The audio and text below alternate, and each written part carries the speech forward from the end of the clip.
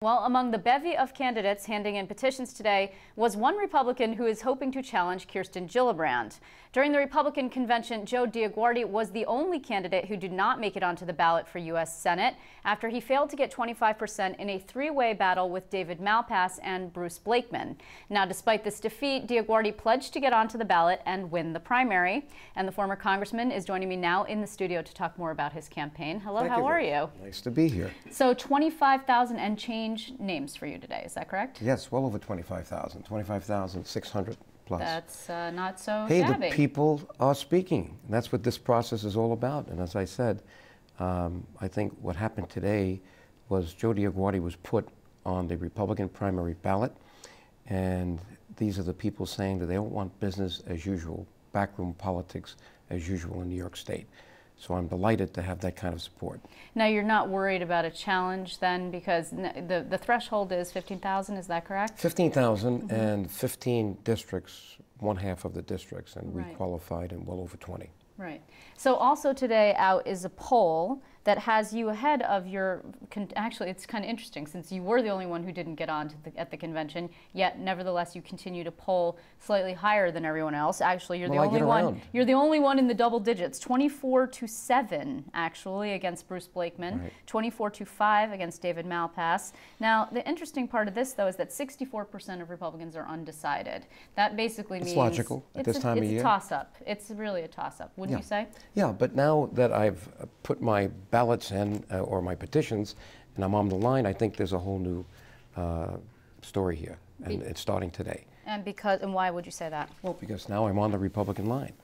There's no question that I'm in that primary in September, and I think people may have thought that I was out of the game, and I think now they're going to see that this is a real race.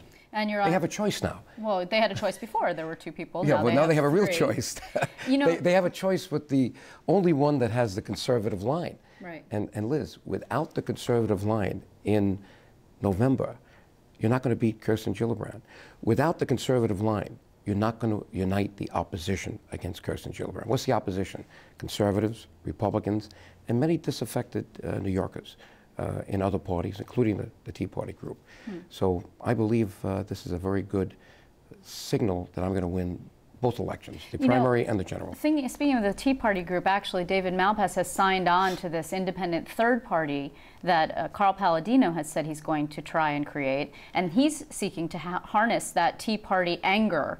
And I'm curious what you think about that, because Mike Long, who is a big supporter of yours, actually, and the head of the Conservative Party, is really angry about this and thinks that it's actually a shot at him and it could undercut him. I mean, if he doesn't get 50,000 votes on his gubernatorial line for Rick Lazio, he's out of business. I think the Conservative Party is the dominant party when you look at these second parties. And I saw no reason to try to get on another party line. So I feel very comfortable being on the Conservative Party line and the Republican Party line. And I think it's clear that hundreds of thousands of votes will come on that line in November. Did they approach you and ask you? Did Carl Palladino's people ask you to get on that line? No. They didn't? Okay. They didn't. So are you committed also to running on the Conservative line through November if for some reason you don't win the GOP primary in September? Absolutely. I said that to Mike Long and the Republican and the Conservative Party at the convention. Don't forget, I did get 69% of the ballots at the Conservative Party convention. That was a big, big victory. So I felt that I owed it to them to stay on the line no matter what happened. But it was clear to me that with that line, I would prevail in a Republican primary. But you're not concerned about, just for argument's sake, being a spoiler perhaps, because if you end up with a three-way, or it could be actually even more, let's argue for argument's sake that Bruce Blakeman wins the Republican line, just for argument's sake. That's not going to happen. Okay, but let's set up the scenario and just go with me for a second. And then you're on the Conservative line. And then you have David Malpass, although he said he wouldn't run on that independent line if he doesn't win the primary, the Republican primary. Say he changes his mind. Now we have three people splitting the same vote against a woman who has, just today reported she has $7 million on hand. She's raised $10 million all told in the 18 months since she's had this seat. And she's in a Democrat-dominated state. That's not going to happen. Do you think the people are foolish? Don't you understand that they know that I have the Conservative line and that they're not impressed with Kirsten Gillibrand. Well, I don't know that they know who you are, actually. Well, they're going to find out who Joe DioGuardi is pretty soon. I think they know. I think you could see it from the polls that are being taken. And why do they know? Because I've got a very good message. When I got into this race, and I was the last one in on March 16th, I got around the state. I didn't just go for screenings. I volunteered to speak at every conservative or Republican dinner. I went to every Tea Party group, the 912 groups, and that's why you're seeing this reflected now in the polls.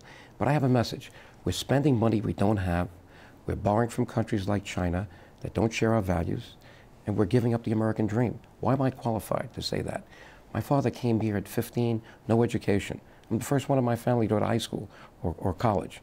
I become a partner in Arthur Anderson, a congressman, and I kind of pass it on to my children, Kara and John. So I think I'm qualified to talk about what America means for people who come here looking for opportunity. And, you know, I think today, when you look at the way we're spending money, we don't have, and you add the interest that we're going to have to pay in the future because of this runaway train on budget deficit spending, we're going to be in tough shape. Before we get into, and I want to ask you about a couple of issues that are pretty pertinent at the moment, you are reporting also today, because today is the double deadline for petitions and also campaign finance, yes, that you have $843,445 rather on hand. That is, again, compared to Kirsten Gillibrand's $7 million, not a lot of money, but not a lot. Last time you actually had put in $931,000 of your own money. How much of this is your money? I don't think I put in 931. I think basically what you're seeing there is the money that I lent to begin with. Oh, this is all your money. Yeah. So basically, what I did is the money that I raised is the money we spent. Well, you raised $126,000. But if you look at the 2 quarters, don't forget I started this race on the 16th of March. Mm-hmm. My first fundraiser was the 24th. When you look at what I've raised, it's basically what I've spent. Kind of like a balanced budget spending. Well, you're sticking to your ideology, certainly, but how much of your own money are you willing to put towards this race? Whatever we need. And there's a lot, listen, a lot of people now will see me as the person who's going to win the primary and the general, and that will attract a lot of support. Well, let's talk a little bit about issues, since there's a pertinent one in particular, the passage of the Wall Street Reform Bill. Where are you on that particular issue? Because the Senate passed it with 3 Republican votes today. It's clear that we need smart regulation, but we don't have to punish Wall Street. Think about where we are, Liz. We're in New York State.